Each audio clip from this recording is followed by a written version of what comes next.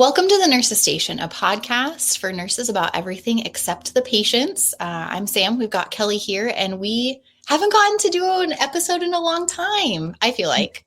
I know. It's my fault. Last week was my week, I guess. It was Mother's Day and then my birthday, and so I just had a lot of things planned. I didn't even text you happy birthday. I'm so sorry, Kelly. I know. Gosh. No, I am not one of those people. Birthdays don't mean a whole lot to me. I feel like I learned early on that birthdays are always going to be disappointing. So I really have no expectations of birthdays, which is kind of sad, but. I mean, you did like very distinctly text me what day your birthday was in our conversation. And so I feel horrible. I'm so sorry. Happy I forgive you. You can still be a year younger than to me since I have no recollection of your birthday. Great. I couldn't really remember what year old I was. See, that's how old I am. Yeah. What year old I was. I don't know. Well, you have to say it in months if you're a pediatric nurse. So yeah. Oh, that'd be fun to find out. It's a lot of math. Well, I'm excited to chit chat with you. So you had a good Mother's Day, birthday, other things that went on. Yeah, I did. It was a busy week, but I got to spend a day golfing with my mom, which I had back surgery a couple of years ago. And so it's kind of nice to get out and do that again.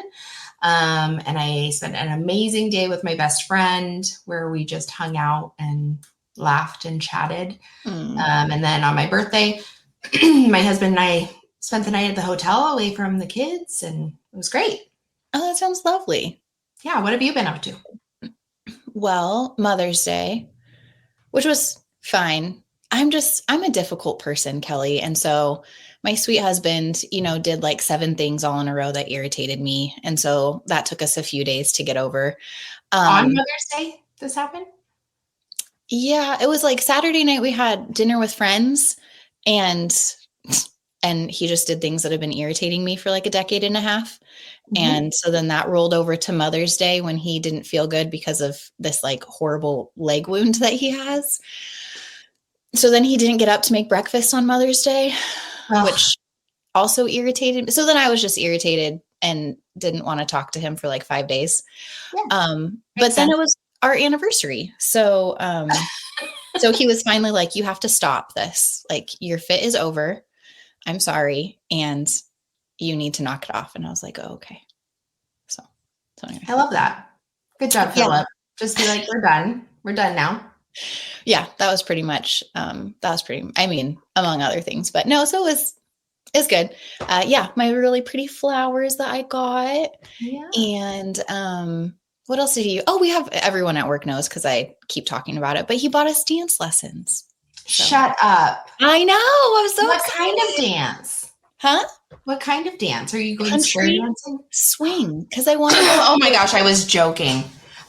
You are going to do swing. I thought, okay, I want to learn a tango. That's why. So square dancing is fun. I did it at Fiddle Camp last year and it was a friggin' blast. So don't hate on square dancing. They call it something collar dance. Square. I don't know. It doesn't matter, but it's way fun. But no, I want to go, to the place that's like in the town that I live down the street.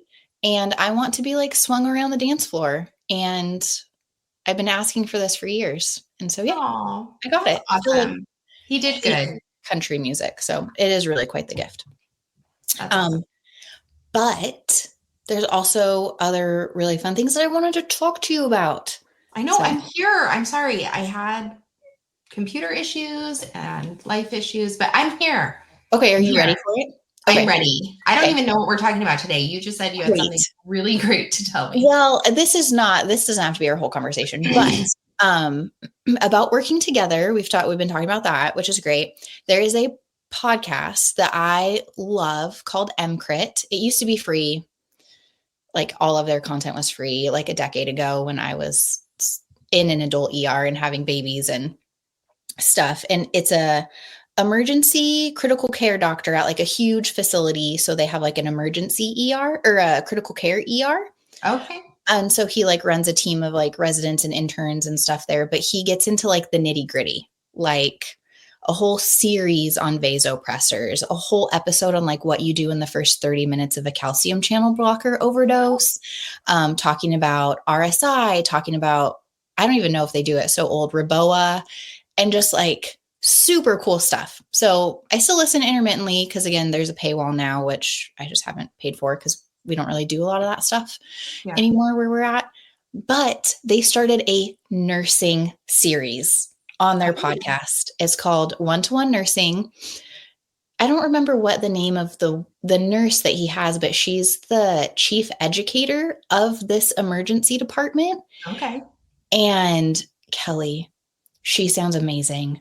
I feel like I would work for her any moment of any day. Like, you have a little bit of a girl crush. Oh, I like not even like not like a crush, like I want to be her partner. Like I want to, like, a little bit of like a rabbi crush. Like I want to be like covered in the dust of her sandal. Like she seems amazing. Will you be my rabbi? Yeah, exactly. Like I want to be her little like student. She talks about like the expectation of nurses, and she makes a number of comments talking to her. She sounds very reasonable. But like she even says like not everybody is cut out to do this. Mm-hmm. And you might want to, and that's great. We'll give you a try. But like the expectations that we have to work in this department, not every nurse can handle. So it sounds like she has like the same ideas that we have, but maybe presents them a little bit better than us just complaining about people. She sounds, yes, maybe in that sense, but she sounds very hardcore like about it. She's talking about their swarm nursing tactic, which is like very normal, right? Like lots of places do that. But she made kind of this throwaway comment about playing to your strengths. And she's like, yeah, we do the swarm nursing. This is what I really loved. So that we can get as many tasks completed in as short amount of time as possible. Mm-hmm. And I was like, oh, that should be our like guiding principle in the ER at all times. Like, it doesn't matter what you're doing. How many tasks can I accomplish in the shortest amount of time? Yeah. I just actually had this conversation with one of our techs last night. Cause I was having a little tantrum, and because, you know, some people are just slower to do their jobs or just choose not to do their jobs or whatever. Different things, but okay. And I was talking to one of the techs, and she was like, no, I actually love, you know, when I'm busy, because it's almost like a game, and I just try and see how much I can get done. And I'm like, yes, that should be every nurse's, not even ER nurses. That should be every nurse's mentality. Like, how can I get done what needs to be done in the safest, most efficient, and timeliest fashion? Yes. Period. Totally. That should be your whole life. And she brought that up in terms of skills, because it's a doctor that's doing the interview. So he doesn't, like, he's not a nurse. And he said something, and she's like, yeah, maybe IVs aren't your skills, so don't pick up the IV. Let your partner, who's really good at IVs, do that, and you do the thing that you're really good at. And I'm like, yes. And do you know what else she said? So this is adult and pediatric. Mm-hmm. He makes the comment, you have 18s. You guys only put 18s. They call it a shop in your shop. And she's like, yeah, because the patient's only going to get sicker. So we put it like, you need an 18 if you're going to do an MTP, or she calls it a mass trans, but it's the same thing. And he's like, okay, so what else? And she's like, she says something funny about 20s, which are essentially like, if you're not skilled, you'll use a 20. Mm-hmm. And then she says, and 22s are only for pediatrics. She didn't even talk about a 24. And I was like, this is what I've been for years where we work. People are like, oh my gosh, Sam, you used an 18. Yeah, I used an 18 because it's an ER and the vein was the size of an 18. And that's what you do because you never know what's going to happen. Yeah. And I want as big of access as I can have at all. Yeah, that took me a long time because, you know, I came from the world, and anything over a 24 gauge was like, but that's mean. Which is everything. Everything's over a 24. I have definitely gotten over that. So I'll have to check it out. I know you sent me the link. I haven't had a chance to listen to it yet.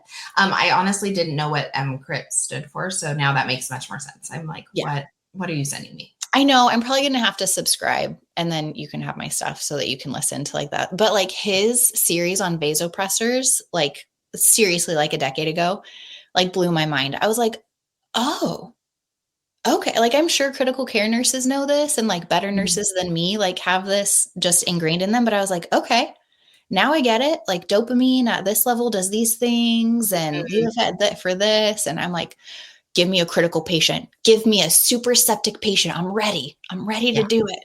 Need Well, some. I mean, to be fair to ER nurses, like, which all the memes and videos make fun of us, but like, it's either on or off, right? Like, Yeah. Yeah. we're going to turn it on, we're going to turn it up, we're going to turn it off. And yeah, once you get into that ICU setting, you have to know more Yes. about what you're doing. And like for our day-to-day job, like I don't need to know all the pharmacology behind it. Yeah. I'd like to know though. I I love it. know. I know. I do too. I like learning. But I think that it's one of those, I've been in You did ICU world. PICU. And so Yeah. I did know all of that, but it has now had to leave my brain to make room for other things that I use on a daily basis. Sure. Yeah, I know. I love the like vent setting question. What are your vent settings? I know that this is On. a reasonable question. I appreciate that my like attitude about this question is unfounded and you PICU nurse are in the right here, but also I don't know. Yes, Yeah. plugged It's in their on body. and the RT is fiddling. There is chest rise. Yes. So, yeah. And our end title looks great. They're pink? I don't know. I don't know. So anyway, I'm just so excited about this series. And anyway, I listen to a lot of podcasts, but I was like just thrilled about having a nursing one, and she does sepsis, and might need to be trained on the adult side so that I can, I don't know, play with it a little bit. Yeah. So, but we were talking about working, like, I think what we had talked about wanting to talk about in this episode was working with other departments and other skill sets than ours. So like maybe other like job functions that are Yeah. not nurses or even nurses in other departments. So I mean, if you want me to get on a soapbox, we can talk about ultrasound and lab for like the rest of my career. But Yeah. Well, I mean, lab for sure. I think lab is the bane of any nurse's existence. Like, I know that CBC did not clot. And I one day want to go down there and I want you to show me the tube with the clot in it because that poured into it. I shook it like I was supposed to. It yeah. came down to you within 2 minutes. There is no way that freaking clotted. Yeah. Just Yep. tell me you dropped it. Just be honest. Yeah. Have you ever had a lab tech tell you that they dropped a sample? So whatever shift I worked last, lab called to say that something happened to the specimen and there's none of it left and we need more urine. And so the person that took and they didn't ask to talk to the nurse, which tells me that there's something that they didn't want to talk about, because every other time they want to tell me something stupid and useless, they always have to talk to the nurse, not the tech. Yeah. So the tech interpreted that as being dropped. So I think that that's what happened, which is annoying because, well, they wanted me to redraw the urine, which is, I mean, as every nurse will know. Yes, exactly. Yeah. Did you want me to do like a super pubic? Yeah. I was like, well, that was what was in the U bag. So I don't know. Like, anyway, the dad was really cool and ended up just saying, it's fine. Like, we'll go home. So it wasn't a big deal. But yeah, I guess essentially, yes, I had one time, it was maybe like 3 years ago. I had a lab tech call me and say, I dropped it and we need a new sample. And I almost like, can you say that again so I can record it? And I was like, wow, you dropped it? And she's like, yeah, I'm so sorry. I'm like, no, thank you. Thank you for being honest and telling me accidents happen. Don't tell me that, it's clotted or that it's insufficient quantity or whatever else you want to come up with. I do think, like, in my most charitable mindset, I feel like if we didn't like, if we weren't always having this like tete-a-tete with lab, with like having the like little cards that they were sending up that was like, please put your labels on straight. Like if we weren't currently in like this low key stupid battle, when things actually happen, I feel like I would be able to be more just like, oh, you know what? It's totally fine. Thank you so much. Yeah, we'll make it work. But like when I call and say, I got 3/4 of an ml out of my 10-day-old, can you please, please, please make this work? And they say, there's just no possible way. Like, well, Right. like, are we all on the same team? Like, Yeah.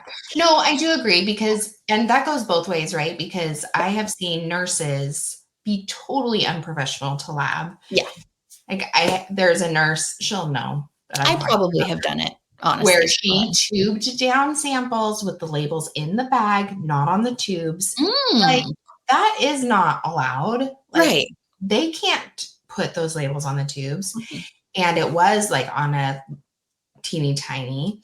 And the nurse was like, no, you will run the labs. And she went down to lab, like walked her little hiney down there.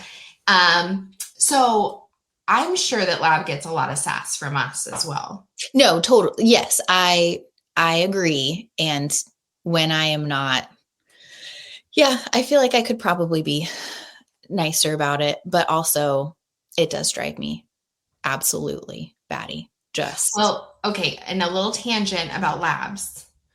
When the doctor orders a blood culture after you've already started your line and drawn all your labs. Yeah, that, stop it. If any doctor is listening to this, just stop it, okay? Because we can't draw a blood culture out of a line we've already placed and dressed and flushed. That's not allowed, which means we have to go poke them again. Well, you're not supposed to, Samantha.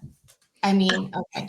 Anyways, that, or there's like one lab and then 20 minutes later, oh, let's add on this lab. Oh no, I mean, I'm on your side about the overall. Like let's have a big picture moment, physicians or providers, and anything that you could possibly want on this child, can we just do it like at the beginning? I mean, they're charging the insurance companies, not the patient. So, I mean, who cares? Yeah, no, I am the trickling, I think is what we usually refer to it as, right? The trickling orders. We do have some providers that are really nice, I feel like, and will like come try to find us and be like, hey, I added this, or which is really great. But I also like hate ChloraPrep. It doesn't get the like vein agitation that I want. So I am like an alcohol. Yeah, you scrub and you flick like a crazy person. I know, because it gets that vein to stand right up for me and then it just goes right in. But that means that like I truly cannot get a culture unless you like, I did not prep the site appropriately to have a culture drawn off that. Even if you catch me while I'm drawing my labs, like I can't do that because I didn't use the ChloraPrep, which I mean, I guess I should just You can use alcohol for a blood culture. You just have to scrub longer. There's I'm probably in the clear. Yeah, you scrub a lot. I think it's like 30 seconds or something like that. Oh, really? Oh, yeah. I didn't know that. I thought you used to have to teach this at one point in my life. Oh, okay. I'm sure somebody out there in their comments will tell us how long you have to scrub. Great. Well, I should probably be. It's like the old school way, and I just love it. It is like, yeah, get it to stand up nice and tall for me. Speaking of, sorry, I have to interrupt. I had the juiciest scalp vein the other day, and you would be so jealous. I haven't had a good one in a long time. It's always been like last resort. I know all those nurses out there that don't do peds. I am sorry. My cat is scratching his ear against my bookcase. Sorry, let's ignore that. Anyways, those nurses out there that don't do peds, like say you work in like a rural hospital and you get a baby that you have to start an IV on. Oh yeah. Oh man, scalp veins, they are money. They're just. And Amazing. if you really do have like a sick baby under one, like actual Yeah. infant baby, and you can't get a line and you need one for resuscitation, like go for it. You just need a rubber band and you always go down. So if Yes. you are in that like critical spot where you like you're good at lines and you can't get it, like watch a quick video and do it. Like go Yeah. for it. And you're not gonna hurt them unless you miss and don't apply pressure, right? Like you should apply pressure because they'll bleed. Right. But otherwise, the risk is quite low Hmm. in trying, I think, is what Yeah. I would like encourage people. Yeah. Parents don't like them just because they look bad because it's an IV in your baby's head. But once you explain to them, it's just like any other vein. But like you said, like for resuscitation, it's perfect. That's Yeah. like the And fastest it's way. on the outside of the skull. So like Yeah. even, like it's not as scary as it things. But so trickle orders, what is with yeah. Okay. Um providers trickling in orders. So we just had the opportunity to survey all of our providers. Yeah. What did you think about that when you got that email? So we've done it before, right? Like this is not a new. That's been a couple of years though, I Yeah. think. So like background, our medical director likes to get feedback on all of our physicians, and she will send out an email, which is a different survey for each provider for the nurses to take. And it's By all name. anonymous. Yeah. Right. It's anonymous on our end, but it is like by provider. Yeah. So I guess I'm of two. I guess I like it. What gives me pause about it is that like I actually don't like to hurt people's feelings, and I don't like the idea of people feeling bad about themselves for something. And what scares me is when you ask en masse a group of people to give feedback anonymously. I think it tends to be statistically like more negative than perhaps how they actually feel. And so that part of it scares me. That being said, that I have had a couple of instances with a specific provider that I want more done to resolve. And so, and then I also think that by and large, our providers are actually really quite amazing. And so I appreciated the opportunity to be able to speak that to their director for them instead of just passing and saying, hey, really, just some way that's not documented. So No, and I think it's kind of brave of them to ask for that feedback. I don't know. I say out loud that I would love to get an anonymous feedback of myself because I, first of all, would think it's funny. But on the other hand, yeah, I would probably totally get my feelings hurt. But I think she takes the survey and I think she sees it all. And then I think she packages it in a way of presentation on some things to work on, like themes. I don't know that she sends. That's not what I want at all.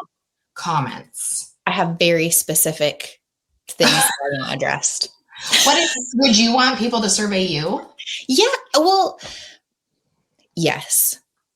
No, yes, I would. I would honestly, because if the people that I'm surveying are surveying me, I respect, which most of our doctors, I do, like 99% of them. Oh, you want the doctors to survey you, not other nurses. Well, I would not be afraid of the doctor surveying me. I would be because you think they're going to say nice things. Because they are, because I'm amazing, Sam. Okay. All right. They tell me all the time. I want to be better. I think so if I have to think about what makes me feel worse, someone telling me what I can work on, or someone like to themselves thinking something negative about me that I don't know. The second one gives me more anxiety. Yeah. Like yeah, I would, true. yeah. So I would rather know that, since Dr. Rochelle's been on here, like I'd rather know that Dr. Rochelle like gets irritated when I like walk up and say certain things. Right. Or gets irritated when I like don't give complete information or I feel like it's complete, but he wants. So I would rather know those things so that I can change my practice to be, I really think that we are helpers to them. I know that that's not the whole picture of nursing, but I want to be like the most help to them that I can be. And if I'm doing something that makes their job harder or, um, I don't know, that I'm irritating, I would like to know that so that I could be better for them. I agree. Yeah. Yeah, I would definitely like to get physician feedback. And I think we're lucky that our physicians are pretty open about giving feedback like in real time. I For don't feel like me, that's true at all. oh, well, that's because you're not approachable. Excuse me. Oh, really? Because I meant that there are things that I see in our ER that I feel like our doctor should address to Oh, other people, and it does not happen. Not me. What would they approach me about? I'm joking. Anyways, no, I think that the problem, if it was reversed, if the physicians were allowed to give honest feedback about nurses, Yeah. I feel like, and we talk about this all the time, I don't feel like nurses in general, like if you take all of us, Yeah. are maybe mature enough or Yeah. professional enough to take that feedback and not get their feelers hurt Yeah. and not turn it into I'm going to HR because I'm being bullied. Or the union. Ugh. And that's where we've gotten to, right? Like, Yeah. again, we talk about this all the time. It's a job. Like, don't you want to improve your job? And if improving means getting maybe some feedback you don't like we need to move forward from Yeah. that. Yeah. No. And I've worked at hospitals where you get like you have to take the little peer review paper to like 5 people and have it filled out before you go to like your annual review. Of course, you pick people Yeah. that like you Yeah, it because would be why interesting if wouldn't they you? sent that out randomly. Like if they just jumbled up all the names and you just got like a random list of 5 people to review. It would have to be anonymous. Oh, Your responses would absolutely. have to be. But I agree. And I wonder if this is how the doctors feel about it too. Like they probably take the feedback and are Mhm. like, well, maybe, but at the end of the day, it doesn't really matter what the nurses think about me because I'm the one that is like practicing medicine. So I'm going to Right. do it how I feel like. And a little bit, I feel like that about peer to peer nursing. Like Mhm. if certain nurses gave me feedback, I'd be like, oh my gosh. Like if you walked into a room and were like, Sam, drop it. Oh, okay. Like I Yeah. don't, yes, what? And there's a handful of them that Yeah. we work with that I wouldn't second guess whatever you told me. I would Mhm. just feel bad that I was doing something wrong. There's also the other end of the spectrum where if someone told me something like, Sam, you're kind of mean, or Sam, you're kind of, what is it? Intimidating is usually what I get. I'd be like, great. Yeah. And what? Moving on. I don't really care what you think. So, I yeah. know. I worked Anyway. with one of our favorite people last night and we practice the same way and we feel the same way about a lot of things. Mm, And we were walking out of work last night and it was like, man, thank God you were there because mm, I really would have lost my mind. mhm. So like those kind of people, I absolutely give me your feedback. And I think Yes. we do give our feedback to each other where I'm like, Sam, you need you need to just sit down. Yeah, that's true. That's true. And I And then mean, you go, Kelly, you're in charge. Fix this. but I feel like, yes, you and I would say like the tier above me in like nursing Mhm. competence, like you, and there's like 4 of you that are up there, 4 more of you, I feel like that are Aw. up there that like I come to you, I'm like, I'm so sorry.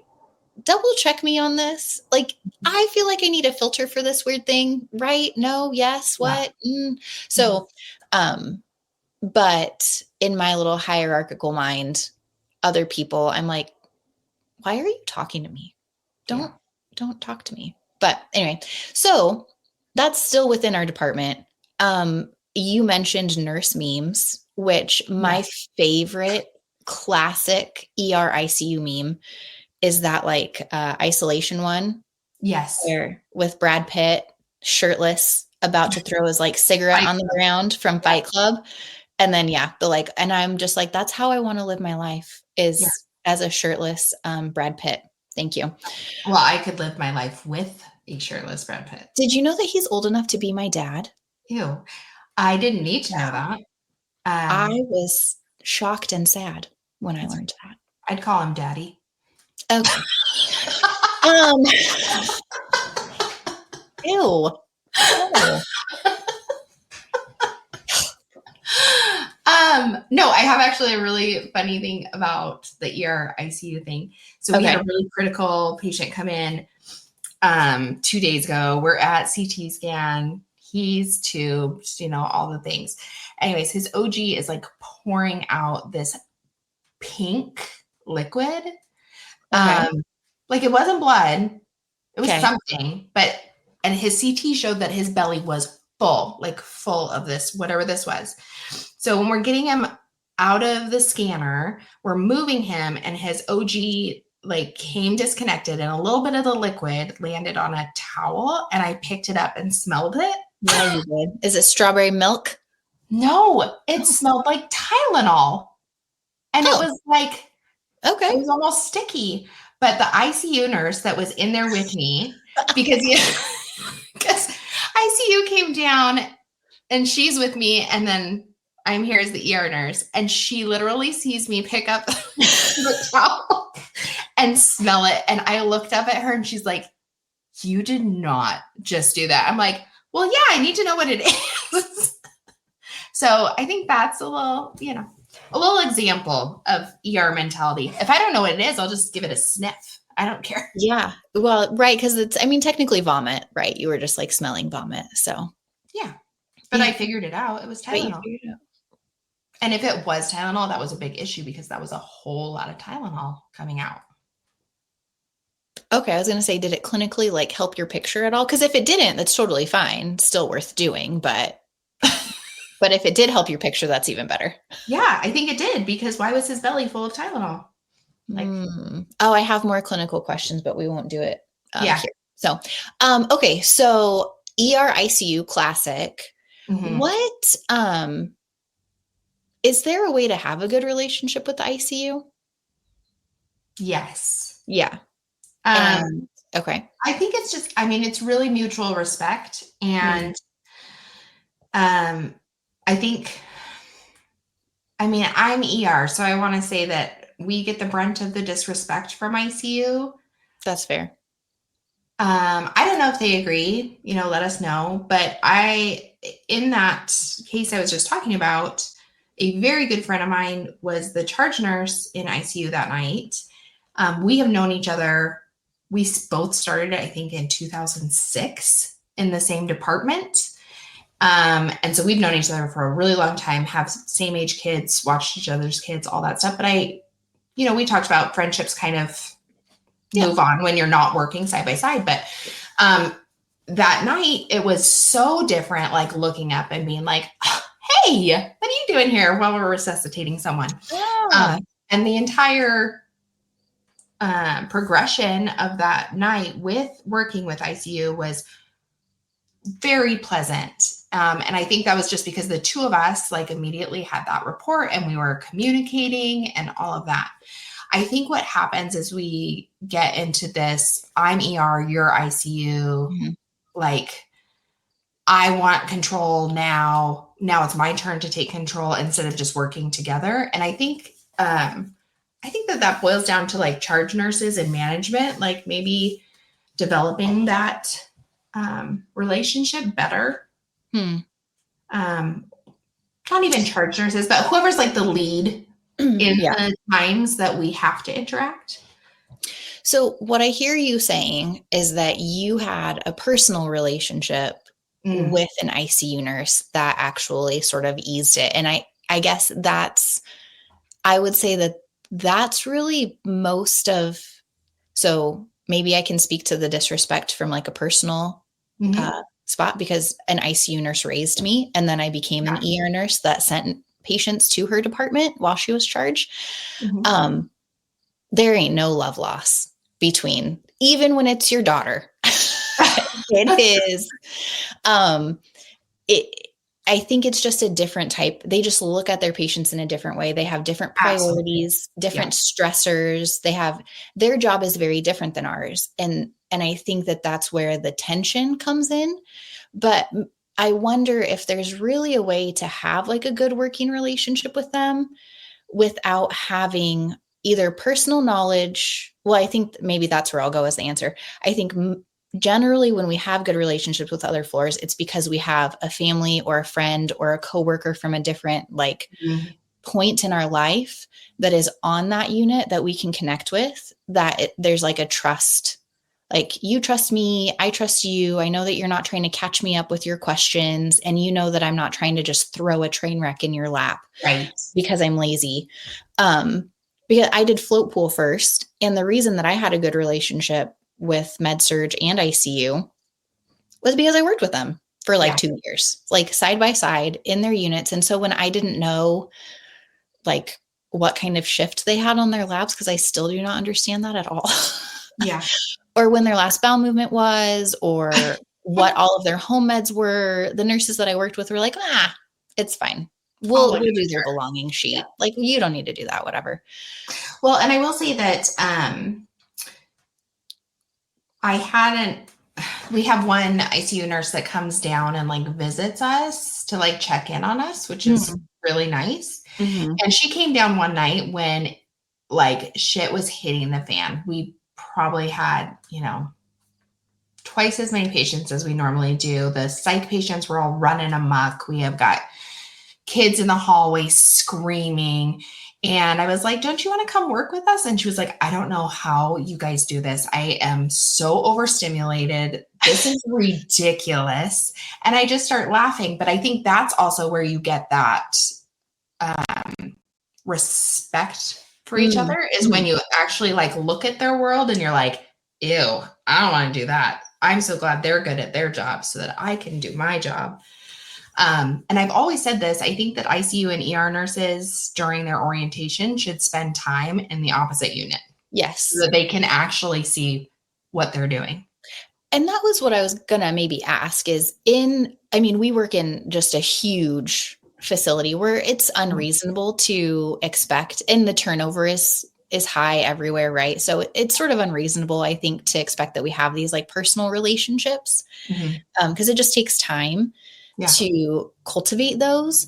But yeah, what would it look like if we spent, like, if part of our requirement every year was that we spent one shift on med surg and one shift in ICU, not sitting, because we have nurses that come down and sit for us all the time, but like actually being like having like an orientee role, like where you are like a shadow. Yeah. To really see, cause I think that it would make a difference if PICU saw that while I am taking care of this critical patient, I technically still have 3 other patients. Right. So I'm sorry, that I don't know them as well as you do, but then to go up into PICU and realize, oh, frick, you do need all these details because you are responsible to the surgeon and the intensivist and the RT, and you have to decide whether or not they can get out of bed to do whatever therapies they're going to do, or how to wean them off of the ventilator.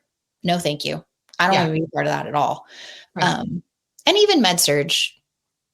And I think that's when we drop a patient off in ICU, there's a lot of memes about that too, of ER just like throwing the patient at them. But really what bothers me is when I get in there and then they have like, it's like I don't even exist. I'm like, but I just saved their life. And you're welcome. And you don't even want me to help you transfer? Sorry, I'm not good enough for you. Fine. That's true. That's fair. That's fair. And so what I started doing is I bring them up and I do help them transfer. And then I go, so this is where I leave you unless you have any questions. And then I just back out of the room, which I think they prefer. But it would be nice to be like, hey, thanks for bringing them up here alive. That'd be nice. Yeah. Thanks for starting our drip. You are welcome. Because it was really stressful for me because I don't start a lot of those things. And I'm sorry it's not in the drug library, but I didn't have time. That's right. It's just, what is it? It does say no guard, or what is that is a no guardrail drip going. Yeah.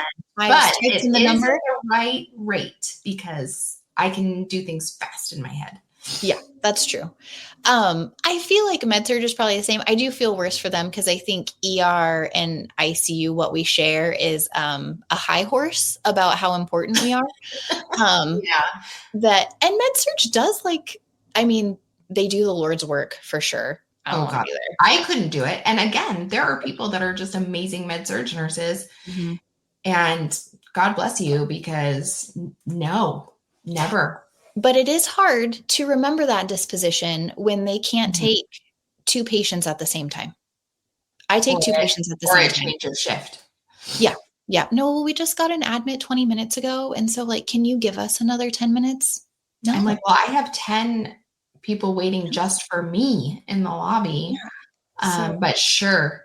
So I think that I would be interested. I'd love to hear like the med-surg side of that. Like, what is it specifically about ICU, or like I guess I could spend a shift on med-surg. I could do it, but I'd probably, I don't know that it would help my disposition at all. Yeah, you might just go down the rabbit hole on that one. Yeah. So I wanted to talk about like ancillary departments too, but we are almost at time, like, not wanting to like talk about this forever. Well, okay, the last thing, your friend sent you something about ultrasound, right? So my sweet, sweet friend, I would not want to share all of her medical information. She is, I think we have similar personalities, but if you just made me like actually kind and merciful and with compassion on the inside, you would get my friend. And she's blonde. She is just lovely. So you're saying she's you, but better. Yeah. Oh, 100% in like every way. Yes, absolutely. Great. And she says, is ultrasound always so rude? Yes. Yes, they are. Indeed. Yeah. And if they're rude to you, the nicest person maybe one of the like 4 nicest people I've ever met in the world, who are they not rude to? Like, and why? What is the reason behind that? Well, I just don't know. And the ultrasound tech wouldn't help her stand up and get in the bed. Well, yeah, I guess that wasn't her job. What? Call me and I will carry you down next time. I'm sorry that happened to her. I know, me too. But why are they that way? I don't know. Because they're always too busy. We're always a nuisance, and they can never come get their own patient. And we send them patients without a full bladder. I'm sorry. I asked them, they said they were going to pee their pants. That to me means they have a full bladder. If they come to you and they don't, that's not my fault. And is it really the patient's fault? I mean, they feel like they have to pee. Also, is it really necessary? I know. Couldn't you just push on it a little bit? I don't know. If we do ultrasounds like in emergencies at the bedside while someone's doing compressions, I mean, I don't know. Yeah. So I don't know how to resolve that relationship, but yeah, I thought there's also EMS, of course, and then other radiology departments and pharmacy. And, I think we could talk about this for days, but I don't want to be super complaining about all of them because they all do have a job to do. And we all know certain individuals in each of those roles that are amazing. Yes. Maybe it's the ER. Well, you're a 2-wing 1 and I'm a 1-wing 2. So we share a little bit of like carelessness for rules. And then we work in the ER, which also compounds our ability to not care about rules. Mm-hmm. And I just like it when I find someone else that's willing to just make it happen. Do what needs to be done. Yeah. Even if it means not exactly the way the policy says. Yeah, that's a really good point because I feel like a lot of our conversations that we get irritated with is like, we get told, well, I can't do it that way, or I can't do that, blah, blah, blah. And we're just like, why? Figure it out. I've had to figure it out and they're ready for you to figure it out now. So if you could figure it out, that'd be great. Yeah. I feel like that's the majority of my attitude while I'm working. Right. And like, maybe if they're like, no, like, honest, like, come here, like, I cannot get past the screen. I'm like, oh, well, how are we going? Like, what do we need to do Let's work to on this together. circumvent this Pixis or this Epic issue? Yeah. But yeah, when I find another soul that is like willing to just do the EKG in the triage booth, I'm like, I like you, friend. Yeah. We can do that. But yeah. Absolutely. So did you want to do questions really fast? I don't Yeah, we have. can. I know that you have to get going. We could do a couple really quick ones.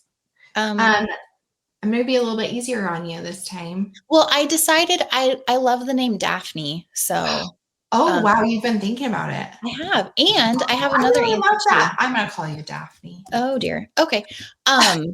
Then you asked me about my refrigerator, and I told Philip this about this question, and he's like, what refrigerator are you talking about? And I was like, our refrigerator, you ding dong.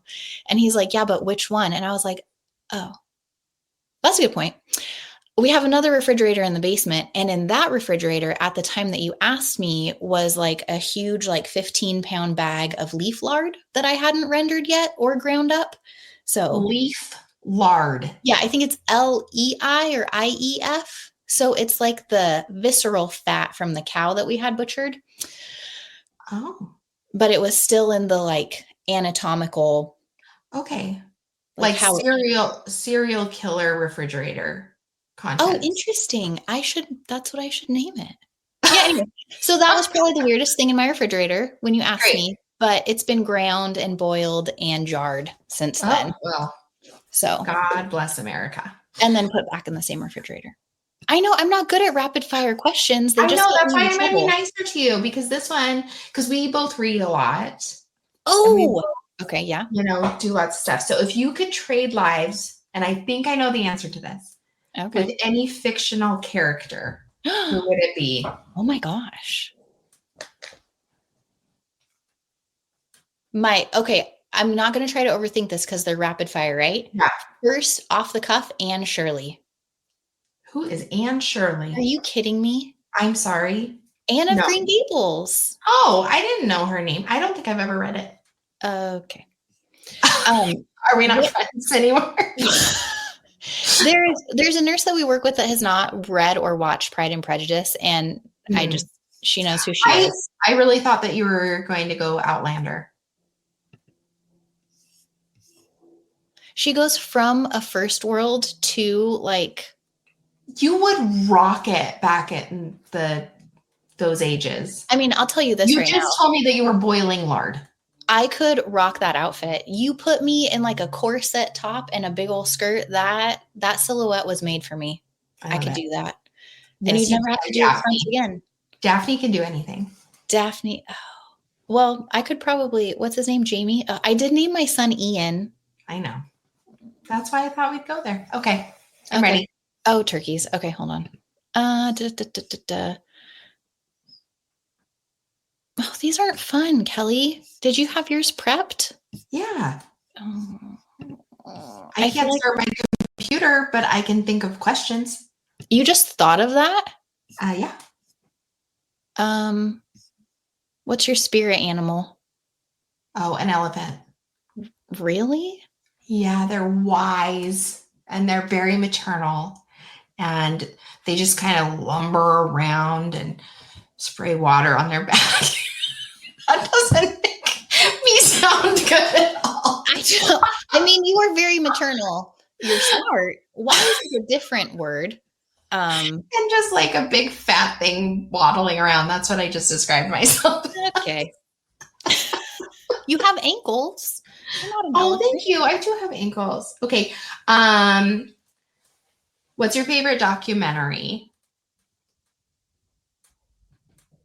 Oh, like recently I just watched. Oh, yeah. Recently I just finished the Ruby Frankie one. Oh, yeah. And that one was crazy. Yeah, that woman. But the other woman. Yeah. Oh. They're both scary. Yeah. Anyway, do you believe in aliens? Yes, absolutely. Really? Absolutely? 100%. Are they here? I don't know. but they're real. I think the thought that we are the only intelligent life in the entire, galaxy is absurd to me. Mm-hmm. Plus, when I was a kid, we lived on 100 acres and we had this big forest. And both my parents, if just my mom told me the story, I would not believe it. But both my parents woke up one night to like this electrical charge feeling. And they were like looking out the windows and the entire forest was like glowing green. Really? Yeah. Were they plus the government has already admitted to it. Well, what does that, and how is that meaningful? Well, Sam, I do. Okay. Don't ask hard questions. I believe in aliens. I mean, you can believe it. That's fine. I just don't know what the government has to do with it. Okay. Sorry. It was a yes or no question. You believe in aliens? Yes. Cool. All right. Well, I think that's a lovely place to stop. Oh no. I had do you want one more? Okay. All right. One more. Okay. Who spilled on your carpet last and what were the consequences? Oh, I'm going to pull you back. I had a horrible dream the other night that there was a blue stain underneath the boys' bed that nobody told me about, but I think it was just a nightmare because it is not there. No, somebody walked. Okay. Huh? Yeah, no, it was just a dream. Thank goodness, because there would have been no recovering it. The last thing that got spilt on the carpet was actually like muddy shoes that they walked across their carpet. And I watched them do it. So I just threw the shoes down the hallway. Oh. Did they have to clean it though? No. Oh. Well, that can't be their punishment because they wouldn't clean it well. Oh. And then what was their punishment? Or you just got mad? I think I just flipped out. Oh. Yeah, I don't think I punished them. Sam has white carpets with 3 young boys. Beautiful. So everybody knows. It's beautiful. Ugh, kill me. I love it. Nightmare. Okay. Do you have any secret phobias? And if so, what are they? Oh, yeah, I'm terrified of fish. Oh, like that seems reasonable. Well, not really. It's like, like to the point where so we go to Mexico all the time. Shut up. It's my favorite place. Anyways, I can't go in the ocean. I can't even wade in the water because I had this little tiny angelfish thing touch me one time and that's it. My kids make fun of me all the time. Anything with fish, right now I'm having palpitations and shortness of breath just thinking about it. Will you eat a fish? Yeah, absolutely. And I love to go fishing. I like to catch them, but I have to use this hook thing. I can't touch them with my hands. Oh. Will you gut it? Yeah. Once it's dead, I don't care. Oh, okay. It's live fish. Okay. When I was a kid, I was in Mexico and I went snorkeling and I got tossed in a wave and I was thrown up against a rock with a school of fish, going all over me. And I thought I was dying. So I know where the phobia comes from and I can probably fix it with therapy. But yeah. We just go with the fact that mom is terrified of fish. My kids, that that thing where you can put your feet in bath and then have the little fish eat. Oh my gosh. My kids will send me videos of that just to watch me freak out. Just to watch you squirm. Yeah. What if they ate your whole foot? You wouldn't be able to stop them. Oh, yeah. Okay. All right. Well, yeah, that is probably a good place to end. We'll be back next week at the nurses station. Thanks for listening to us and check us out on all the socials. Yeah, we appreciate you guys. We'll talk to you later. Bye.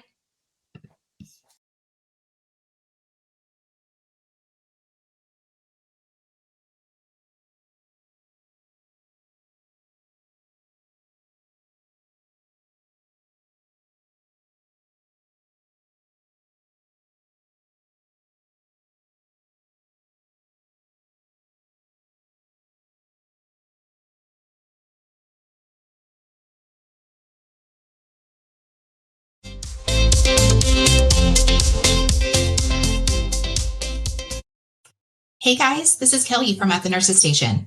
Sam and I would like to remind you that the views and opinions expressed on this podcast are strictly our own and do not in any way reflect the position of our employers. This podcast is for entertainment purposes only and in no way should be considered medical advice. As always, consult a qualified medical provider for questions regarding your health or medical conditions. We hope you had fun listening to us today, and we'll see you next time at the Nurses Station.